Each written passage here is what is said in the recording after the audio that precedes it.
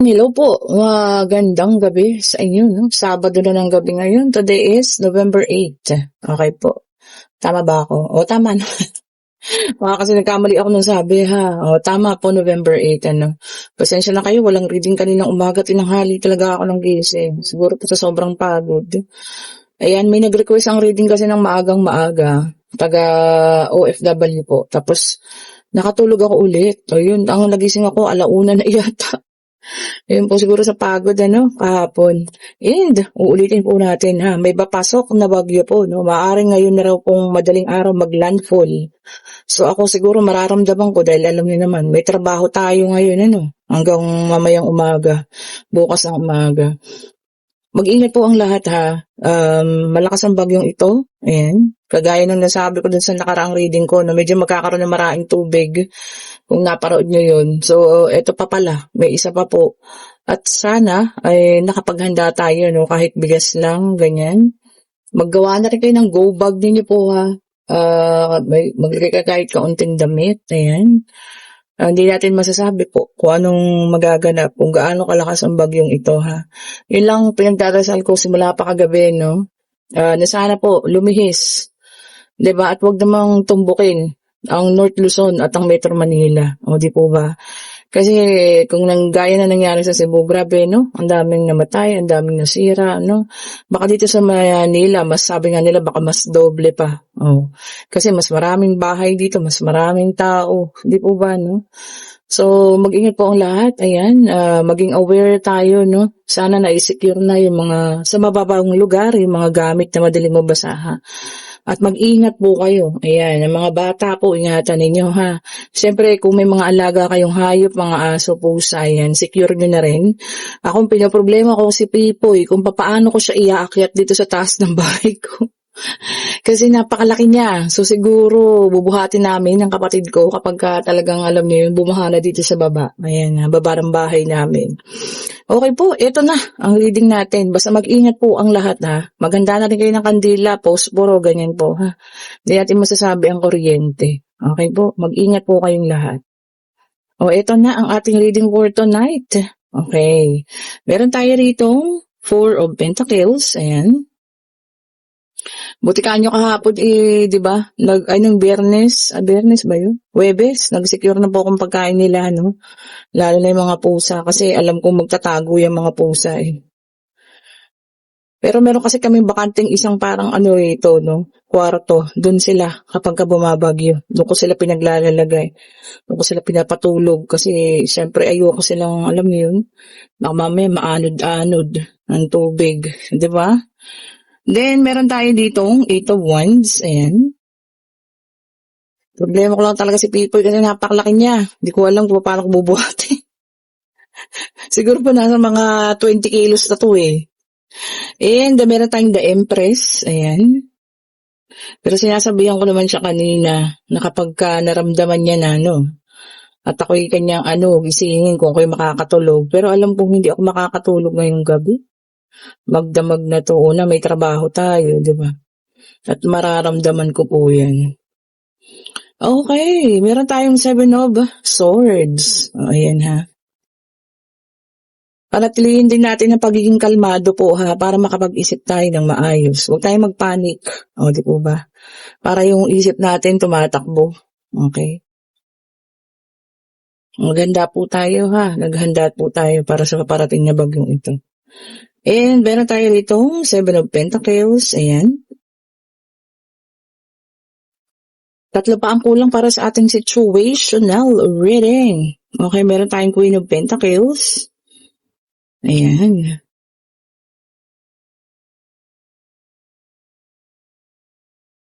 Tingnan pa po natin. Meron tayo rito 7 of Swords. Ay, 8 of Swords. Ayan, labo na naman ang mata. At meron tayong the High Priestess. O, ayan po, kompleto na ang ating situational reading. Okay po. So, may nakikita tayo dito na isang person. O, diba? Isang tao. Pwedeng past person mo to, ha? Kasi, nandito na siya sa kanyang sinamahan, Nandiyan kasi ang ating the Empress. Okay. So, eto nandito ka rin, ang Queen of Pentacles. O, ayan. So, ngayon, nagkakaroon siya ng pagko-compare sa inyong dalawa, no? Kasi para sa kanya, napakalaki nung pinagkaiba ninyo. Oo naman. O, diba? Wala namang taong magkaparehas ng ugali at parehas ng pagkilos. Ano? So, ngayon niya lang ito nakikita. Okay. Siguro ng mga panahon na inaagaw pa siya sa'yo, siyempre maganda yung pinapakitang 'di ba? Pag-uugali, maayos. Hindi kagaya mo, ikaw isa kang taong marunong humawak ng pera. Ayan. Alam mo kung paano 'to gagastusin. Alam mo rin kung paano ka mag-save. Ayan. Siguro sa kanya kasi puro trabaho siya pero nauubos, no? Waldas, materialistic ang ating bakekang or tonight's reading. Baka maaaring ganun. So doon pa lang ang laki na ng comparison. Samantalang ikaw, marunong kang humawak ng pera. Alam mo kung saan dadali ng pera. And at the same time, hindi ka umaasa sa kanya. Kasi marunong kang kumita. O, 'di ba? Kaya mong buhayin ang sarili mo. Kaya mong, alam mo yun, bumili. Kung meron kang luho man dyan, kaya mong ikaw ang kumita para sa sarili. Problema rito, no? Nandiyan na sa sitwasyon na ganyan. Natrap na siya. Siguro sa una, maganda talaga yung ni Bakekang, kunyari, responsable, ganyan. Eto na, lumabas na yung tunay na kulay. And the High Priestess. Ayan, maaaring ikaw ito, no? Parang nakikita ko naman na nakutuban mo yung mga pangyayari, no? Ayan. Baka nung una, ginagaya ka, di ba, Kekang? O, di ba?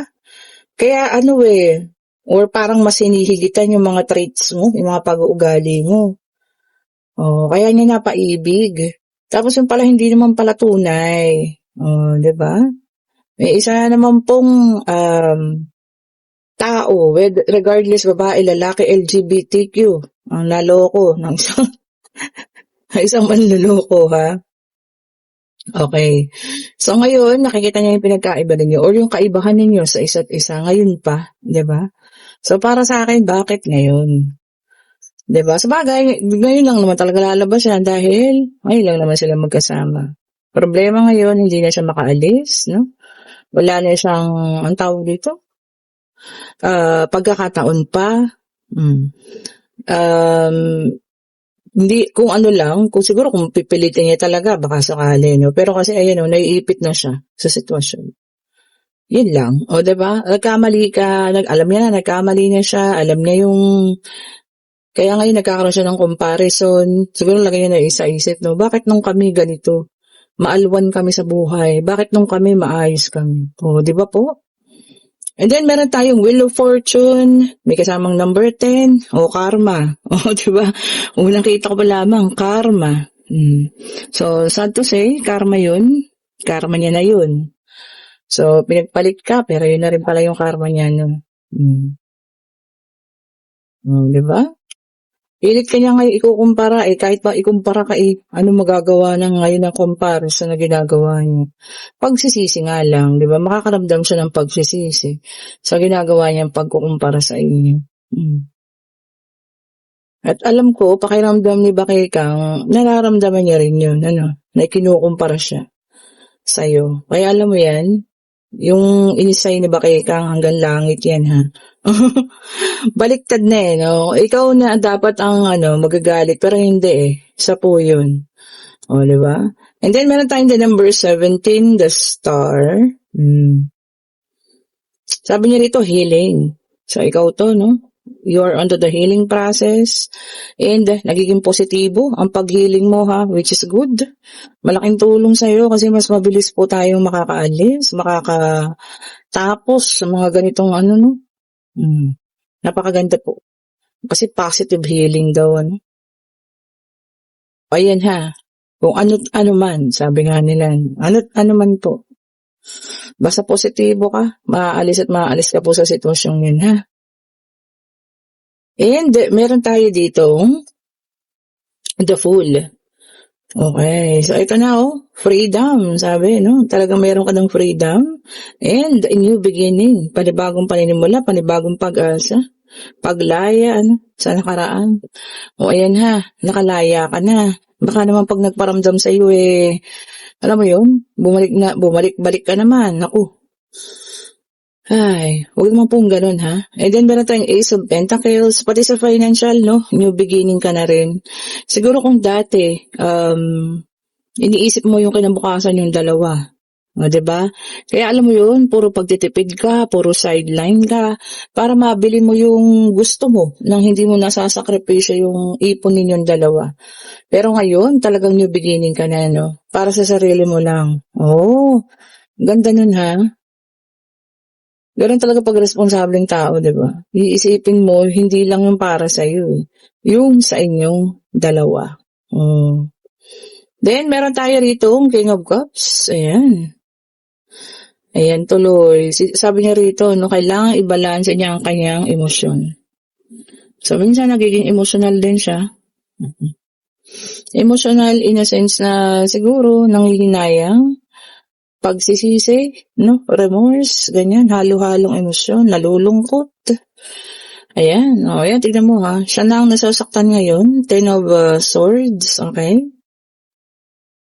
Failure ang nararamdaman niya. Oh. 'Di ba? Failure po. Pagkabigo. Maling-maling desisyon. 'Di ba? So, kahit i-compare ka niya pa kanino man or kung sino man, mali pa rin yun. Hindi kanya kailangan i-compare kasi magkakaiba po ang tao ha. Oh, the same thing So, feeling trap, sabi niya, no? Hands are tied. Para siya nakatali ngayon ang kanyang mga kamay. Ang hirap nun. O, diba? Sarili mong kita, parang iba yung nakikinabang. Parang na lang siya, tagapaghanap buhay, Wala siyang salita, wala siyang kung ano man. O, wala talaga. As in, wala. O, diba po? Yan, ang mahirap. And, meron tayo dito, 5 of Swords. Ayan, Sabi niya rito, no? Underhanded behavior. Oh. Kung may pagka-narcissist siya sa'yo noon at kaya kanyang i-handle, eto ngayon siya, hindi niya kaya. Oh, di ba? Siya ang kinaya. Napakapangit nun, ha? So, nakahanap ng katapat. Hindi po ba, no? Nahanap niya yung taong, hindi niya kayang mapasunod.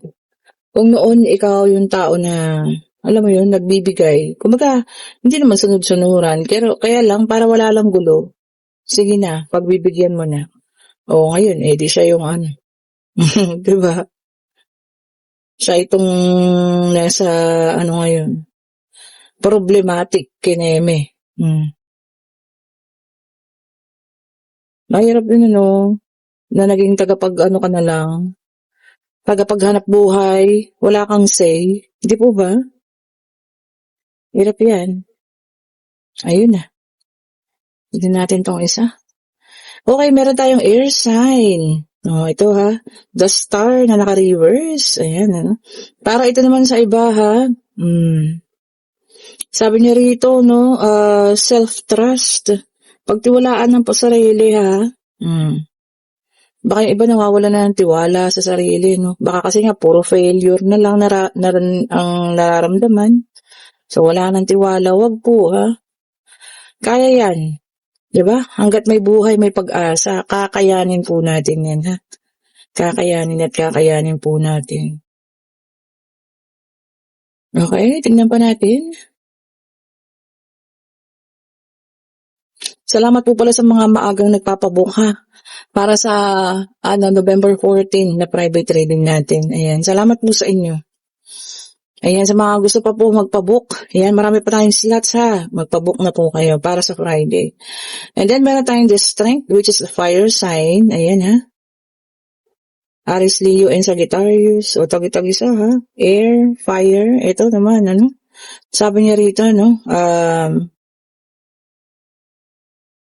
influence. O yan. Baka maaring ma-influensyahan ka. Sana good influence, hindi bad influence. O, diba? So, tignan mo ha. Kung good, take it. Pag bad, leave it. Oo, ganda nun ha. May sarili po kayong pag-iisip. Hindi kayo pwedeng ma-impluwensyahan ng iba ha. Tandaan niyo po lagi yan. And meron tayo ritong Queen of Wands. Ayan, ano, fire sign ulit ito. Ayan ha. Sabi niya rito, no? Confident. Ayan ha. And ano ka na raw? Focused. Ganda ha. Confident ka na and focused ka. Ito siguro yung mga totally healed na yan. Confident na. Meron na rin focus, no? Focus muna sa sarili. Focus sa paglago, which is good, no? Doon muna tayo mag-focus po ha.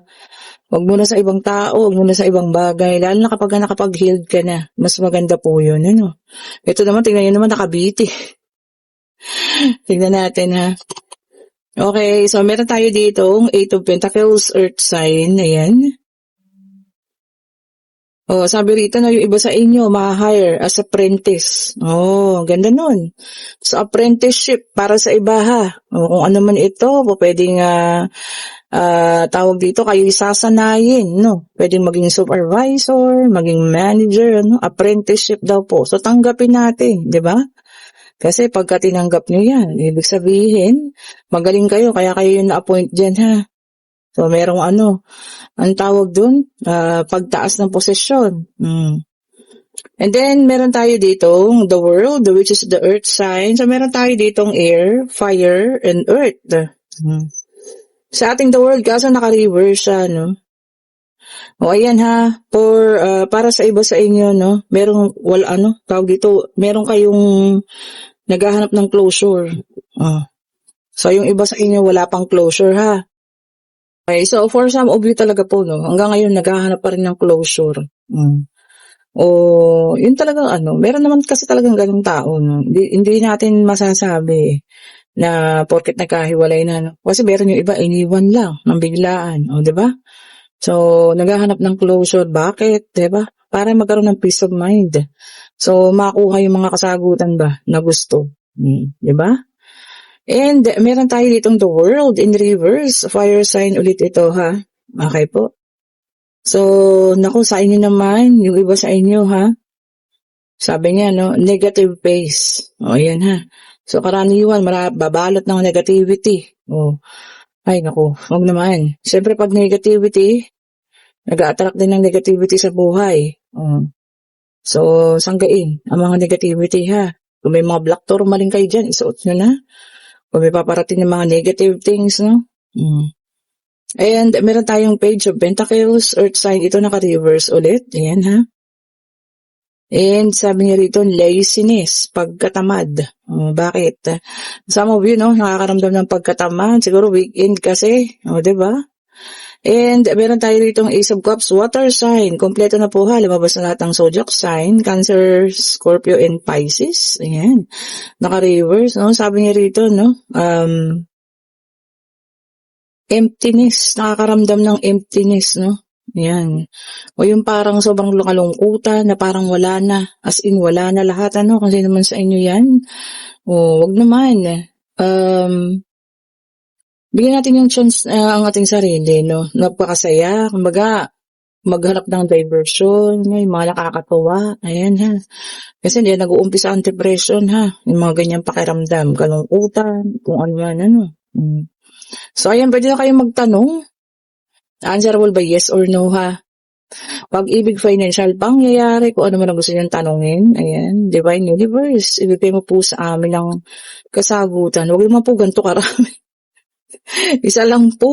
O yan. O tignan nyo naman, napakamasunurin. So, eto na po ang sagot. Ay, yes. O, may number 20 sa ating mga numero ay 10, 17, 0, and 20. At ito po ay the judgment. O.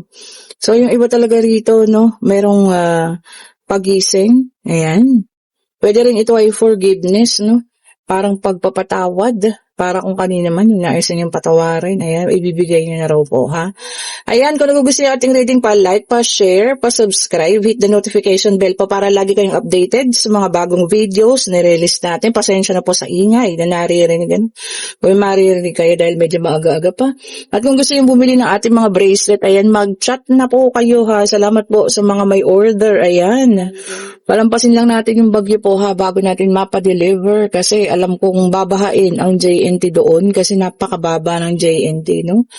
At ang nakaraan nga po nag-aayos na sila, inaayos na yung mga computer para hindi mabasa or kung ano man. So ayan, kung may order kayo, pwede na kayo mag-order ngayon, ano? Pero palampasin ko, baka by Tuesday ako makakapagpa-deliver po. Thank you so much for watching po. Have a great evening. Have a great Saturday night. Magpahinga ha. At yung mga hindi pa nakauwi, ayan, mag-ingat po kayo sa mga papasok. Ingat din po ha. Magdala ng payong, jacket dahil siguradong parating na po ang bagyo. Thank you so much po muli sa mga bagong subscribers, sa mga datihan, sa mga bumabalik. Ano, salamat po muli sa inyo. Bye-bye po sa lahat.